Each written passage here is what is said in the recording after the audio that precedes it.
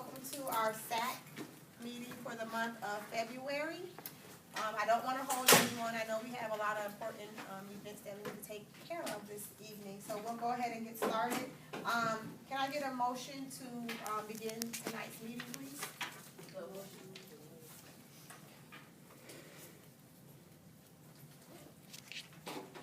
And a second, please.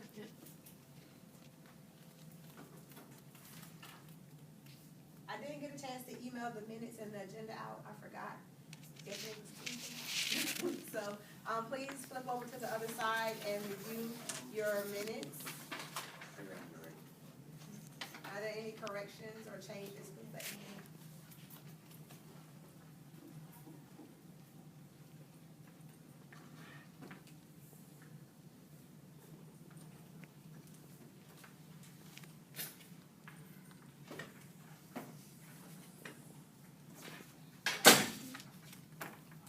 Corrections? Can I have a motion to accept the January 16th minutes? Ms. Richmond? And a second, please?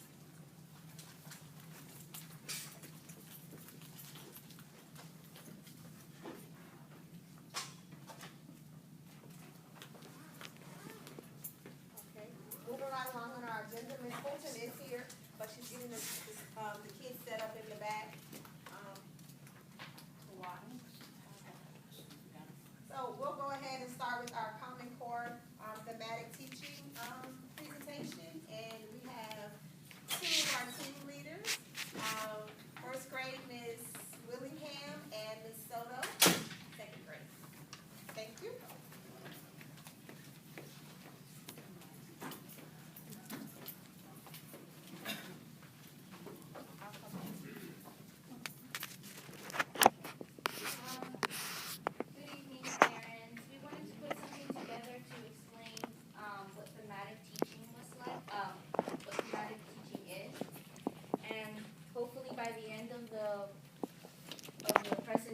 You'll get a better understanding what thematic teaching means, why we're doing it, and how thematic teaching looks like at Discovery Elementary, first and second.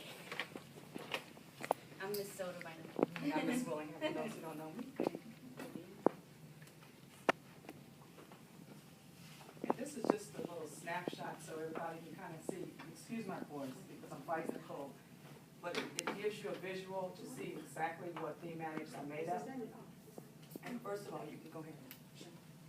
Thematic units it covers multiple content areas at a time, and the benefits are demonstrates how learning is interrelated. The implementation activities can be done in learning centers, whole group, and independent projects. An assessment piece of it would be projects, presentation, and essays, and a lot of informal assessments can be done.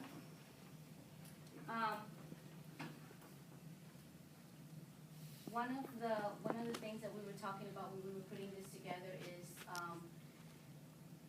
when we went to school, we had math time, we had science time, social studies time. Well, thematic teaching allows us to teach all these things together, and that's what interrelating the subject means. So often you would hear kids say, why do I have to learn fractions? Why do I have to learn this?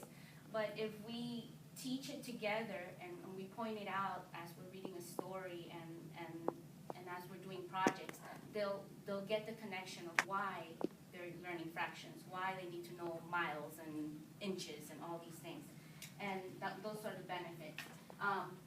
The implementations, really in the primary grades and elementary school, it allows them to move all over the classroom. You can do it in centers, whole group, you can do it independently.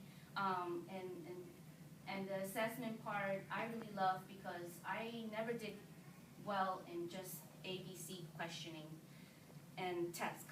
And the assessment part of thematic teaching allows the student to explain what they learned, do it in a project, or sometimes they can even write poetry to explain about George Washington. If they want to write a poem about George Washington and it makes sense, that's their grade. And as long as it has to do with the theme, they can choose the way, you as a teacher can choose which way you want to assess them.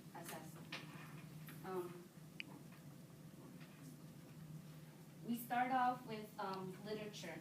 One of the ways that we do thematic teaching is that in second grade, our theme this quarter has been a journey to freedom, and we get different types of literature. These particular literatures had to do with Abraham Lincoln, Harriet Tubman, and Henry Fox Brown. And this is just an example of the literature we expose our children to. But all of the literature that we have, they're all leveled, so that we can use it in whole group, and we can reach all levels. It could be for a student that's just learning to read, to a student that needs support, to a student that is excelling. There's chapter books, there's read out louds, and within the text, within the literature, we teach them to compare characters, to compare events. We teach them to make inferences. We teach them about the plot and development of the story. So we don't teach it apart. We don't teach it in sections. We teach it all together, and we help them make connections.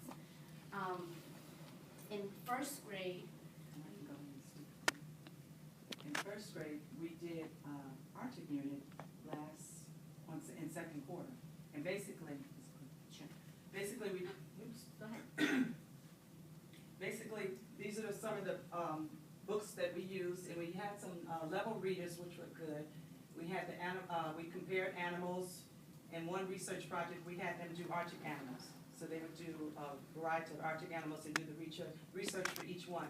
It was great for text features. We compared certain animals together. That was a good compare and contrast. And we made inferences. And it was hard for someone, because they don't know what cold weather is here. So we have to bring it, we kind of made it come alive. And you'll see in a couple more slides how they learned how polar bears kept warm. In one of the experiences you'll see. And then plot development thereafter. One of the reasons why here at Discovery we teen teach, and I'm just gonna leave the slide blank for a second, is we teach with not only in a vertical, horizontally, like within the grade, but we also plan with kindergarten plans with first, and we know what each grade is doing, so we don't overlap in themes. So when your child is in kindergarten, he's going to be exposed to these themes, and in first grade they'll be exposed to different themes. And that way, when we're teaching a subject to them, they're able to get a wow effect every time we do an activity with them, and you're able to grab their attention and really take it to the next level from there. And it's coming to third grade and fourth eventually. And so when we were teaching our journey to freedom, we made connections with Abraham Lincoln. We did measurement. We compared the students as far as inches, which is what we're learning about. So we were able to make connections, and they could see. They didn't just read that Abraham Lincoln was tall. Ms. Dodd drew Abraham Lincoln, and all of the second grade classes measured themselves, and I'm down there, but still, the kids were telling me. But you were able to see how Abraham Lincoln, how tall he was, and they were able to compare themselves to him. Then we always try to, this year, second grade got a grant, so if you have a child in first grade, they'll benefit from this grant next year, because the grant is for 2 years. But we try to integrate our value with everything. We make connections, since we were learning about slavery and the countryside. We were making connections with what they grew. We were talking about the kind of foods that they grow, and that's how we make. Let me press it one more time. And one of the connections that we also made with Abraham Lincoln is that we were, with not just Abraham Lincoln, but that whole journey to freedom, we were teaching students how to make timelines and how to see how things change from time to time, and the calendar. They don't realize how long it takes for a plant to grow. And they just think it appears. We think that they know, but they don't when they're in primary. They still need to know how long it took. It took 3 months for a carrot to grow, 4 months,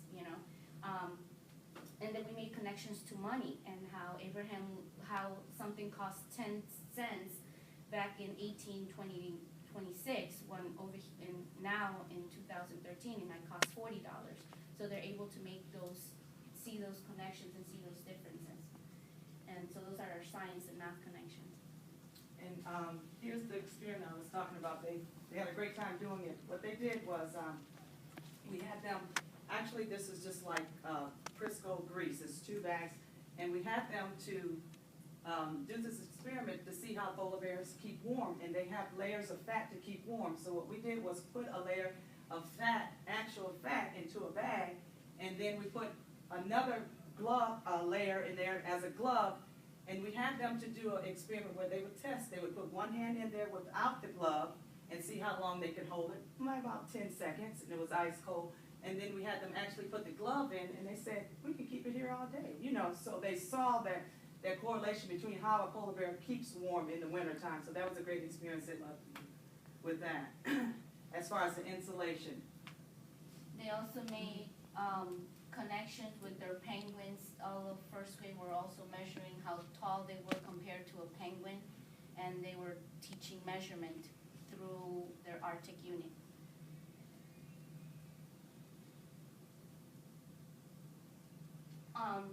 To make our writing connection with our journey through freedom, we talked about, we're learning about biographies, because in February, in January, we learned about fiction and nonfiction things. And so in February, we're learning about biographies and being able to find facts in a story and identifying the facts. And so we made writing connections. Most of you have projects that you have to do in February and turn them in. And then this is a timeline. We also try to connect, what's it called, character education. We try to connect character education through our journey through freedom, and talked about character of a leader and character of people that are honorable. And then students had to write about kindness, and we made a kindness wall throughout the second grade team. And then different teams teams of teachers are making different timelines at the bottom of there. So we're trying to connect everything so it's a one long unit. Students are also, when we read books, some books are meant to be read together and some books are meant to be read as read out louds, because you should always model reading to students. And they respond to the reading. They make connections to the text. Sometimes they compare texts together.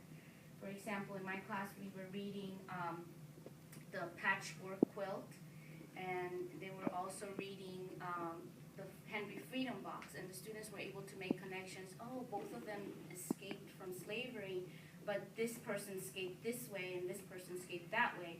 So then some of them even made connections as far as, oh, well, in this book, they escaped to the north. That must have been before the law of the fugitive law, because after the fugitive law passed, they had to escape to Canada. And I'm like, I didn't even see that, but they saw that. They saw that connection, and a lot of times they bring things to my attention that I didn't even see it. So, and then this is first grade. Okay, we did, first grade, they took and researched penguins, but however, they picked some important facts and they enjoyed doing that.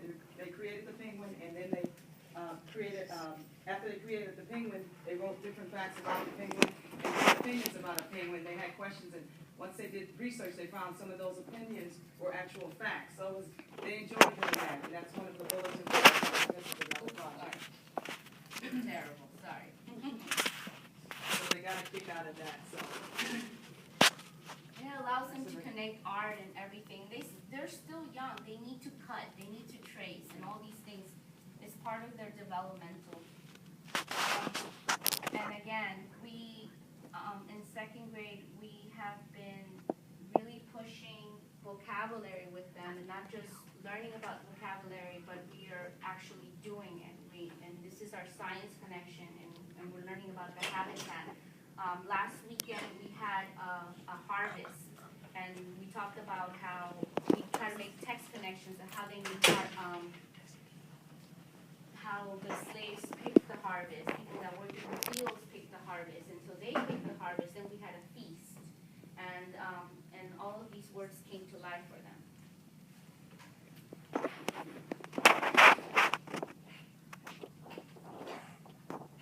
And our social studies connections that we're doing with our Journey to Freedom is that we are, of course, learning about the different states, the states in the north, the states in the south. talk about the Civil War.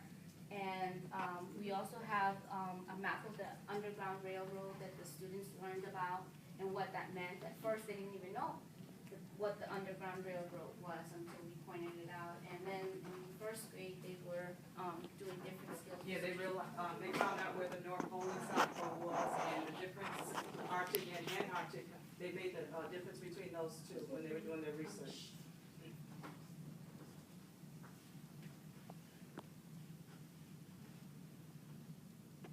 One of the fun things about thematic teaching is that it allows, especially in this school, it really allows you to connect technology with your unit. Students are able to learn at different levels, and in the future, kids are going to be taught. Kids are going to be grading on percentage, on how they present, and that's one of the big things about thematic teaching. Students have to present what they learn, and at first you can see, this is a little clip, and I told him I was going to put the volume down. You don't hear him talk, but we were learning about, he was learning about an animal, and he had to present it, and he was very nervous presenting it in front of the class. But once he felt comfortable, the student owned it. It was his information, and thematic teaching allows you to do projects like this. Click it one more time, please. And we also been learning to do digital timelines. So not only are we doing paper and pencil activities, but it allows us to integrate the technology that we have in the school. And this is where first grade came in and researched their project. It took probably about a good week and a half for a lot of them. They would take their research chair off and just take the laptop anywhere in the classroom. It didn't matter, it didn't have to be at the desk, just getting comfortable and then diving right into the research, going through the different websites. And this was another assessment piece to see how they work well together too. Not knowing I'm looking at that, but that helped me out. And then with the different independent levels, I paired mine up in my class, some with the higher and lower, so they won't both be taking over or, showing one another. So that helped me to, and help the ones at a lower level to grow and work well with, with the ones that are higher level. But they really enjoyed that because they're able to, we can take it anywhere in the school, anywhere in the world. Just, make yourself comfortable and do your research. And one of the things that I was talking to Ms. Willingham about is, and I was talking to Ms. Thomas about, is that thematic teaching is awesome, but if without the support of PTA and the school, it would have been very difficult for the primary grades to do it because all of these books have to come from somewhere. And before, the county used to give us, this is what you're teaching first, this is what you're teaching second, and now it's, okay, you're teaching, come up with a unit and get the books from somewhere. And this, the support that we get from you guys and from the school and from PTA to be able to purchase the things really helps us out, because if not, we wouldn't be able to have level books and purchase them for the years and plan out our units. So thank you. And I hope you get a better understanding what thematic units look like at Discovery.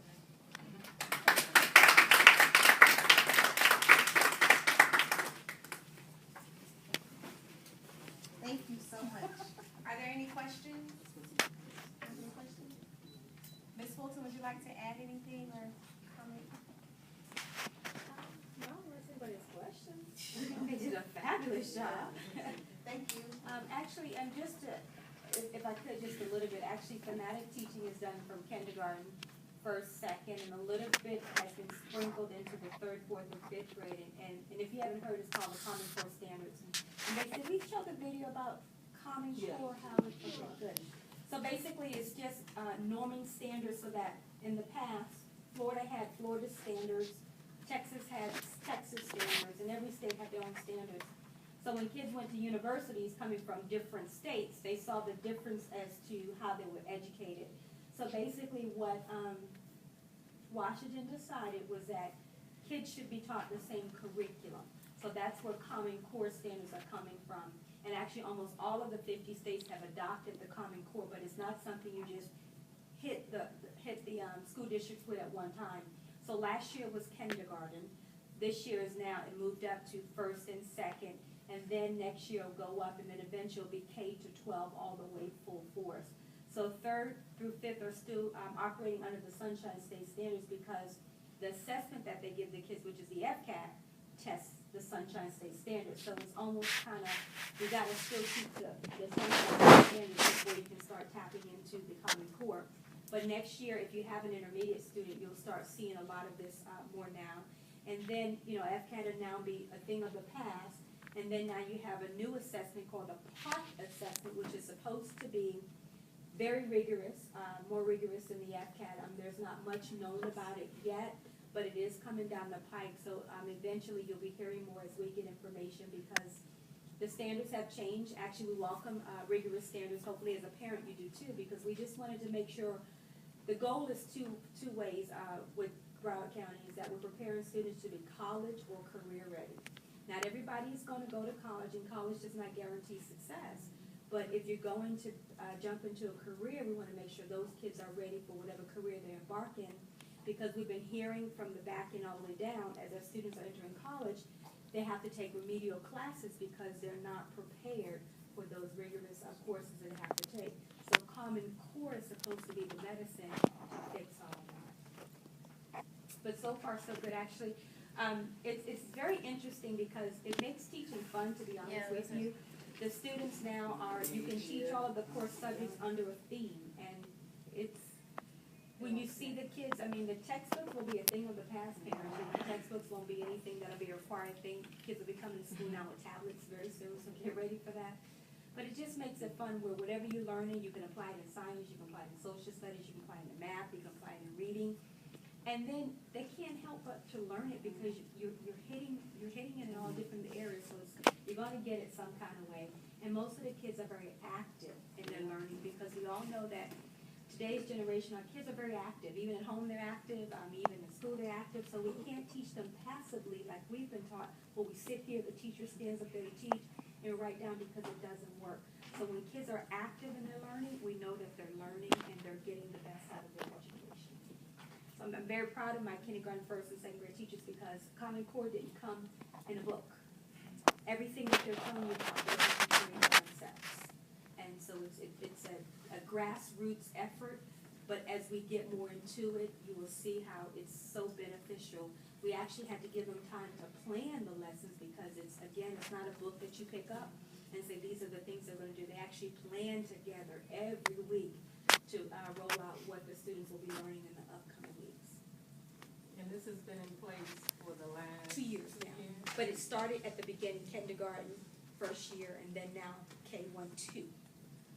So like Larry's is in 4th, so he'll get it next year as a 5th grader. Okay. Now you mentioned there is an assessment of parks or Yes, ma'am. something like that. I know we're just one small entity within the whole district, but hopefully, which I mentioned at the training I went to a couple of months ago, that we don't start to harp on the assessment like we did with the MCAT, and then it becomes a bad name, and then the kids and the instructors start to fear the assessment. So hopefully, we can start. I agree with you. I actually just met with my 4th grade teachers. If you have 4th grade, the Tuesday is their big day.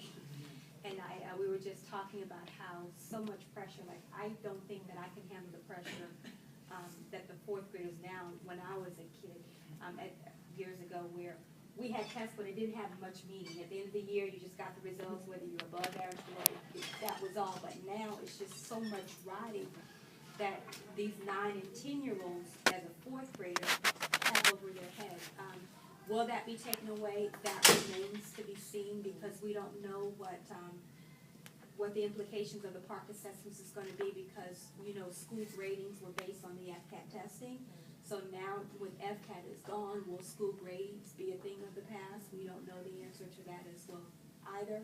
But if they are going to stay, what will determine a school grade since the FCAT will be taken away? Again, that remains unseen as well too. But everything is kind of like we always equate it to you're learning how to fly the plane as you're flying it because things just come down the pike as they come down the pike, even though this has been in the works for many years. But as they roll out things as we get it, and it's things that need to go into effect like right away. So it's been very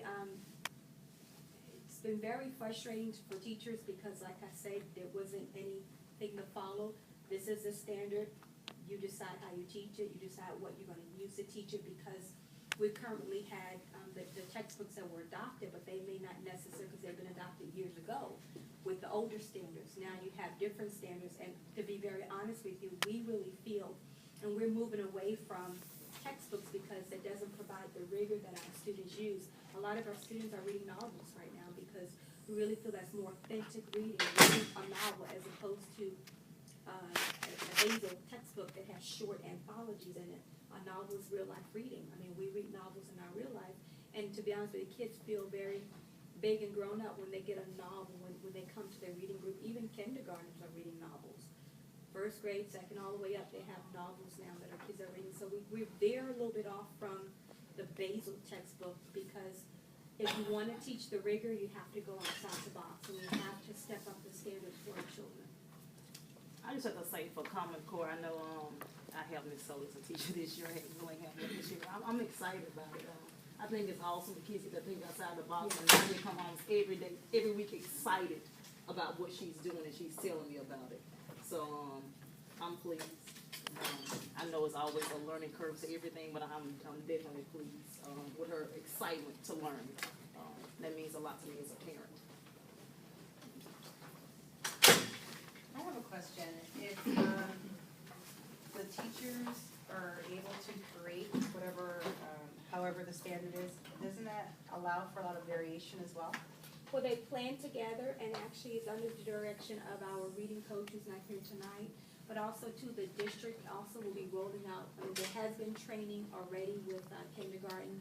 We did some first grade training and some second grade training. So they've had some training, but again, they wanted to take away because every school has different types of learners, and we wanted to move away from this is what works at every school. So they leave the freedom at the schools to plan the instruction for the students that they teach. And that kind of freedom, I think we need to welcome more, because there's not a one-size-fit-all.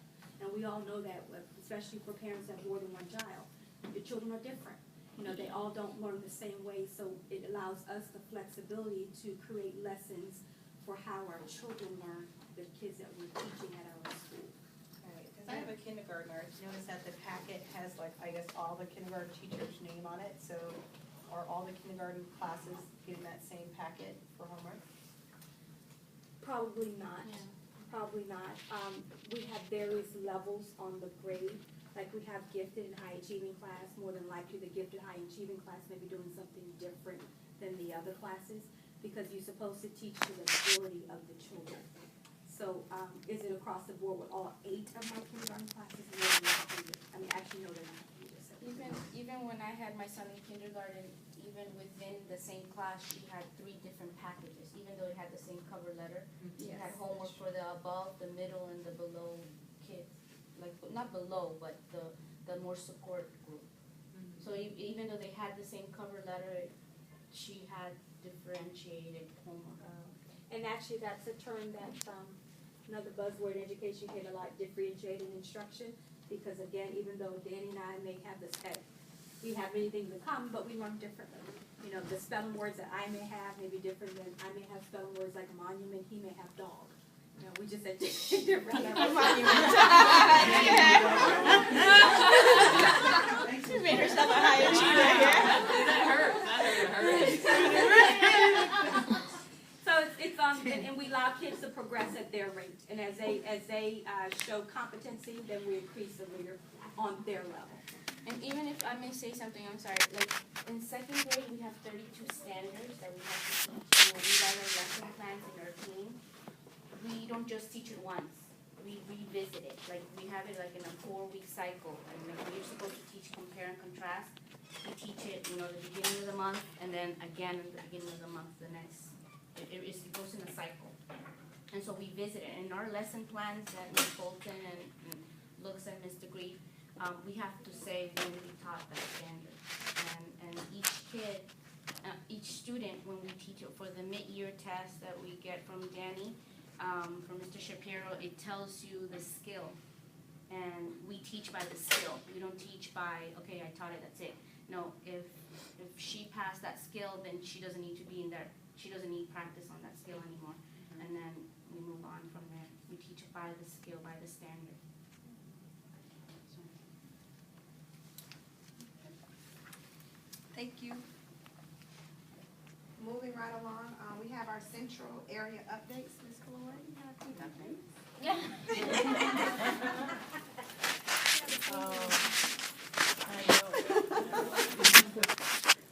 The last meeting, I wasn't able to attend. Mario was sick, so I didn't attend that meeting, but I did, disseminate the email request where our area, district board member, we're with District 6, right?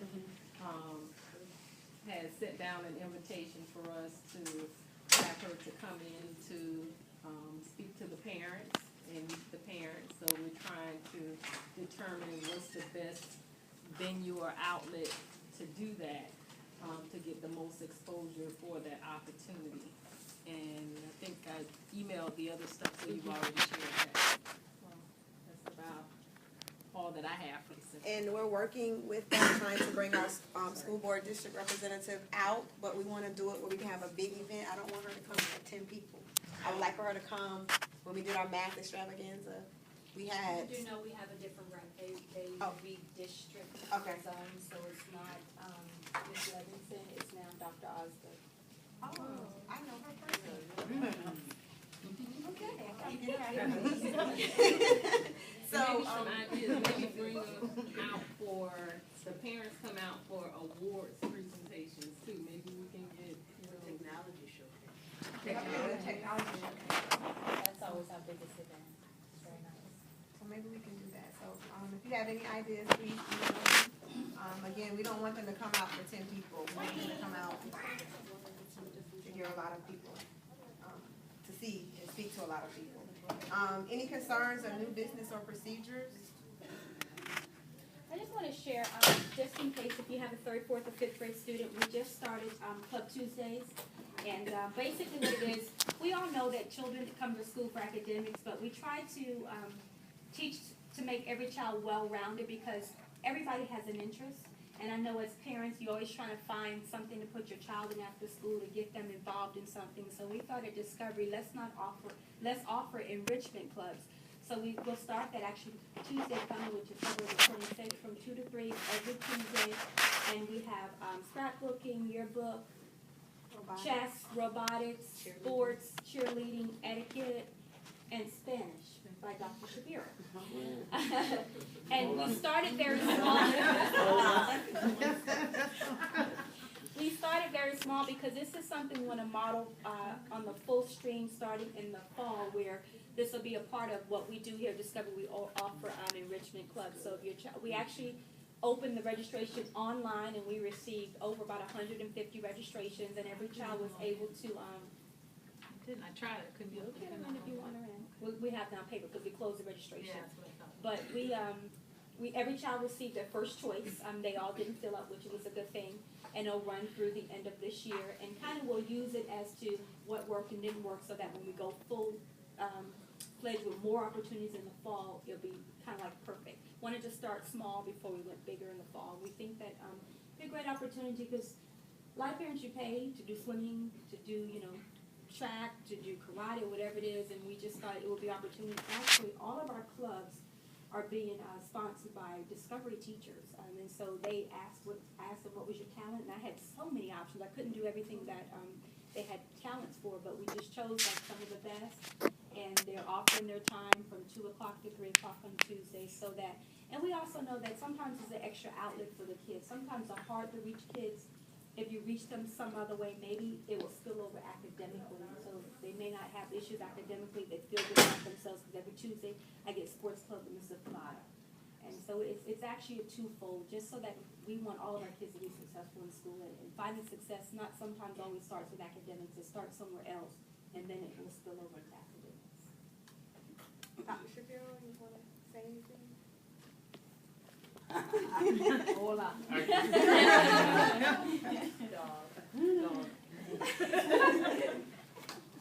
I absolutely agree with that. When children get involved in things after school, they get exposed to different opportunities. They get to interact with different children, different instructors at the school. And that's very positive. And like Ms. Fulton said, not only are you learning the subject that you came for, but that's also pouring over into your academics during the day. You're building confidence. You're learning new skills. You're creating new relationships with other students and staff. So it's just a very positive thing. So it's exciting that we're getting this going, and it's just going to expand from here. Are there any other questions? I would like to invite you all parents to help us with our fourth graders. We're having our writing breakfast on Tuesday. We do need volunteers At 7 o'clock. at 7 o'clock. So if you're able to volunteer, we would love to have you.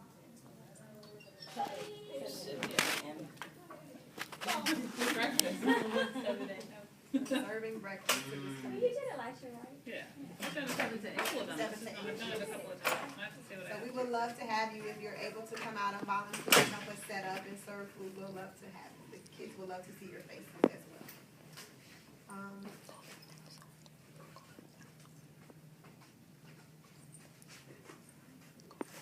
And how do we sign it? We also have the Golden Pencil Awards, Friday. I don't know what time. Oh, it's 8:30 on Friday. 8:30 on Friday are our Golden Pencil Awards. And also today, I must add, we played Jeopardy with the fourth grade students. It was fun. At first, I didn't want to do it because I was in the middle of my reading block, but it was fun. It was fun, and I now feel like a superstar because the kids were like, "Miss Thomas, you did good." So it was fun. I was a superstar today. So we're trying to, pump up our students, and also they're gonna have a red carpet walk on Tuesday as well, right after the breakfast. The whole school will be rooting them on and cheering them on as they walk down the red carpet. With that being said, can I have a motion to adjourn our meeting, please? Second? Thank you. That, I think it's